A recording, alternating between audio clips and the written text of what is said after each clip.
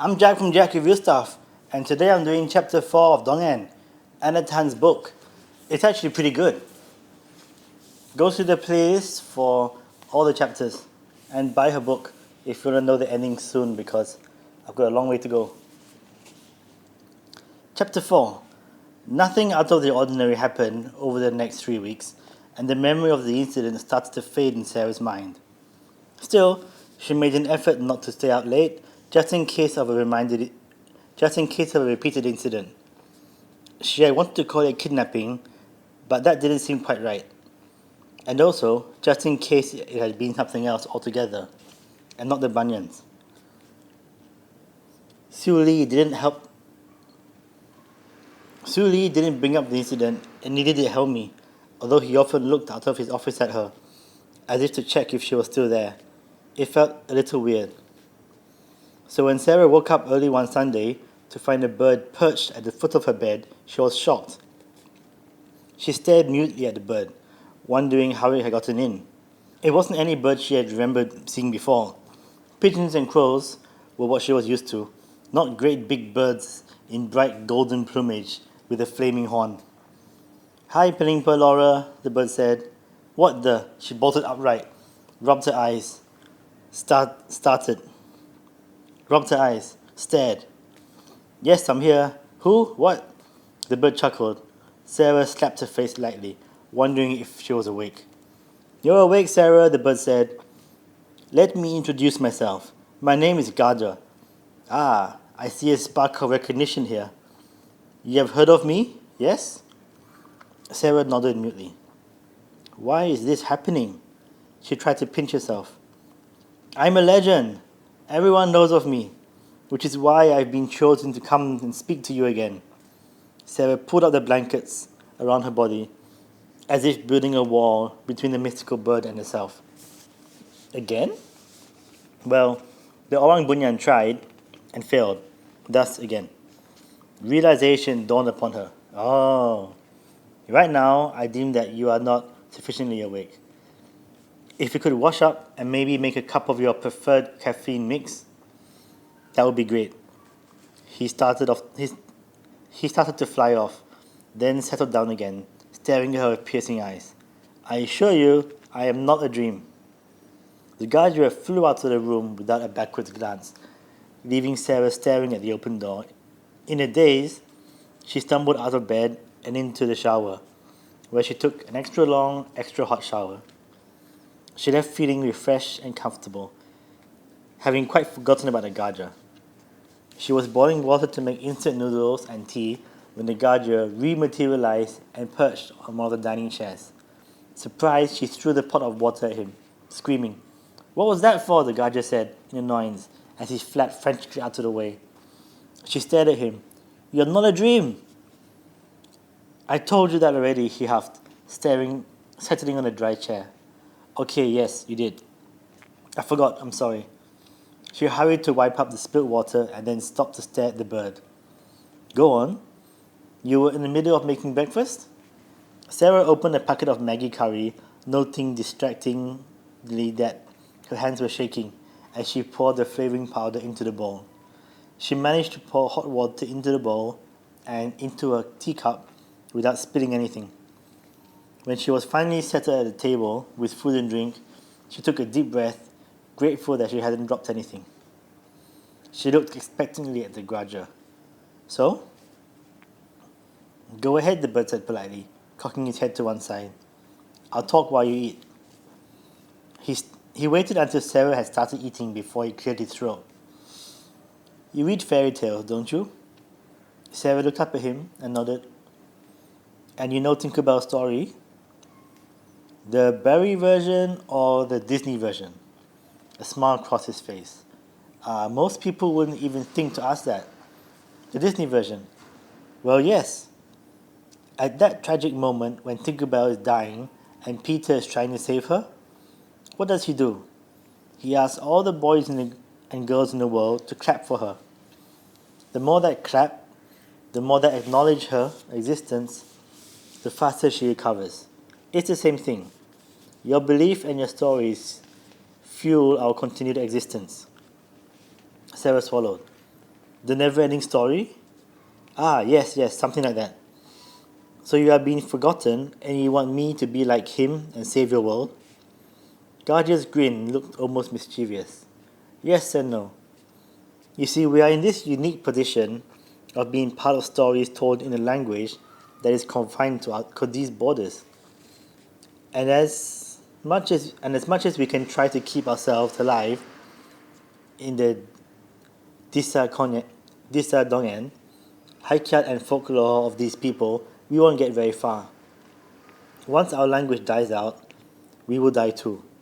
Your language, dying out? Malay is the official language of Malaysia. It's not gonna die out. Not like all the other little dialects and tongues used here. I mean, if you were saying that Iban legends or Dayak legends were dying out, I'd believe you. But Malay? I mean, everyone in this country of 30 million people knows the language. It was true. She spent 11 years in school learning the language. She may not be fluent, but at least she knew it. Knowing the language and understanding the language and culture are two totally different things, the Gajah said stiffly. Fine, then why choose me? Choose someone who speaks the language fluently, why don't you? By a politician's definitions, I'm just an immigrant anyway.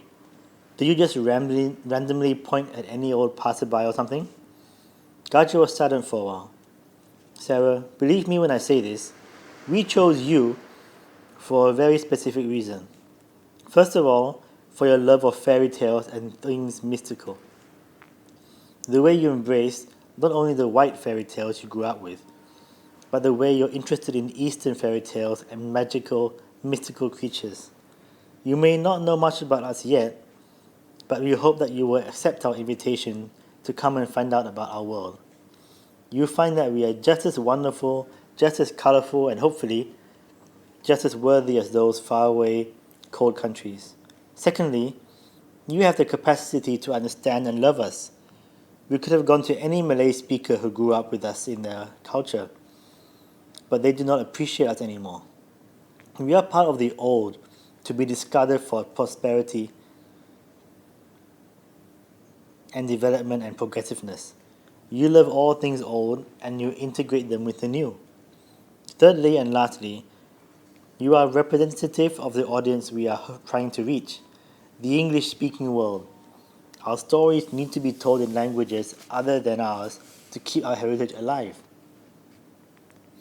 As I said before, if the appreciation of the Malay language, beautiful as it is, dies, so do our stories. But if you can write them in English, showcase them to a larger world, then maybe, just maybe, we will continue to live on in a new way. And maybe more people would be interested in learning our language too. Gajah looked at her pleadingly. Please come, just for one day. I won't repeat the Onyan Bunyan's mistake. You won't disappear for 4 or 5 days and return not knowing what happened. I'll take you into our realm, and one day, there really will be one day here. Sarah looked at him uncertainly. Just one day? No surprises? No surprises, he promised. He seemed to think about something for a moment, and then he said, I'll even help you get to the White Fairy Kingdom, where you'll be able to meet some of those foreign fairy tale beings you like so much. Sarah bit her lip.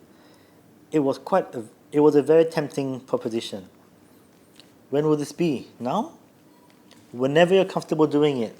Today, tomorrow, maybe next week.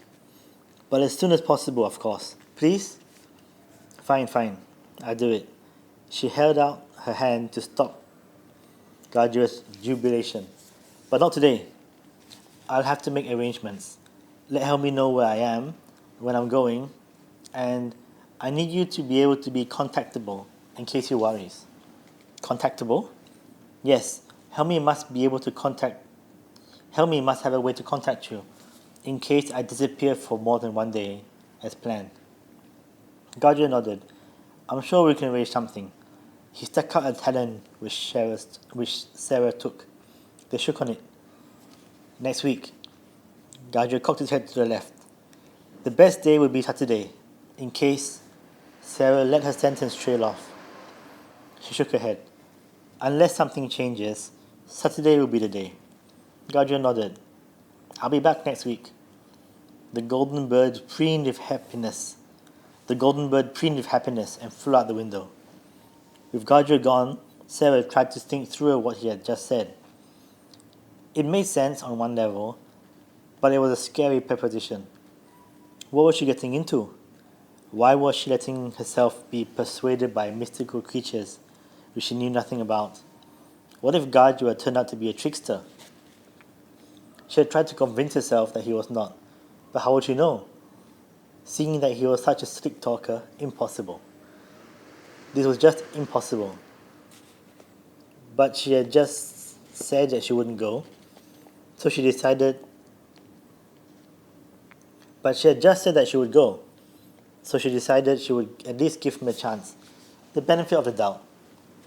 She sighed, got up, and went to wash the dishes. She then washed her clothes. Next, she started cleaning the house. Finally, running out of things to do to put off the inevitable, she took her handphone, sat down, and pondered what to message Helmi. Hey, so something happened today. You free to talk? Within seconds, he replied, I'll call you in a bit. She sat back and waited, rehearsing her lines in her head.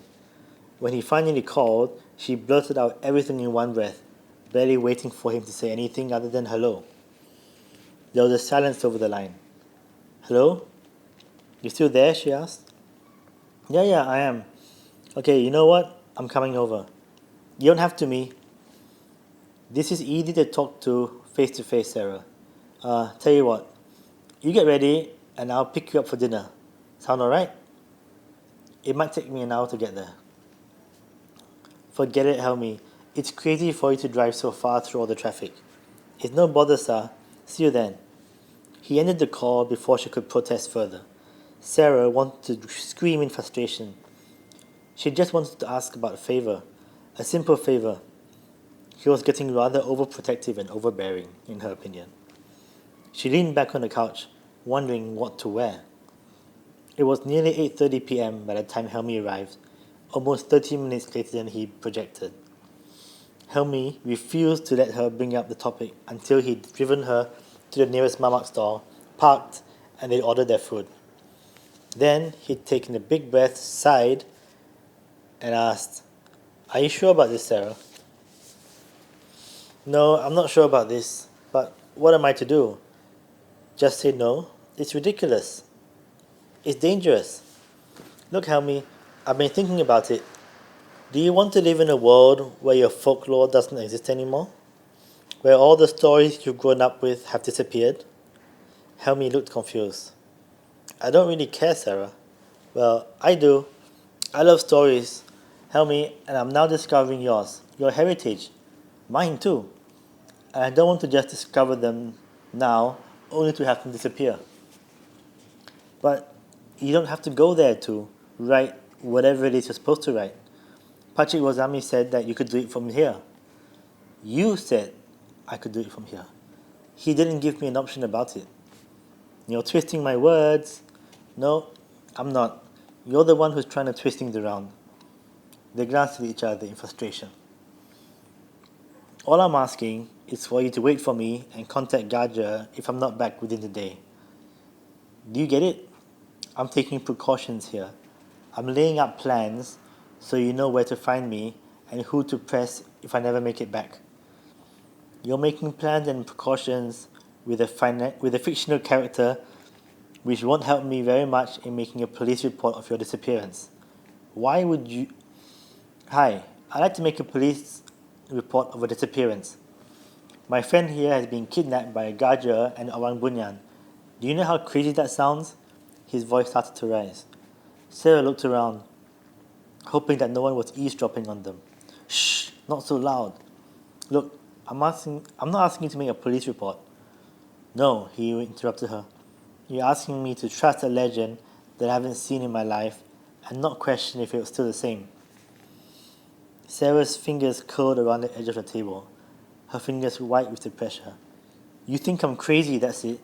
What happened to the worry of real hauntings and involving your local Boma to see the spirits are really talking to me? You believed him, didn't you? Why don't you believe me? Helmi looked down at his food miserably. It's... Oh, never mind. They ate in silence, mutually ignoring each other. Behind them, a football game played on the big screen, and the roadside stall soon started filling up with people. Look, sir, I'm sorry. Go ahead and do what you need to do. If anything happens, I'll come after you. Thanks, Helmi, don't worry. Nothing will happen.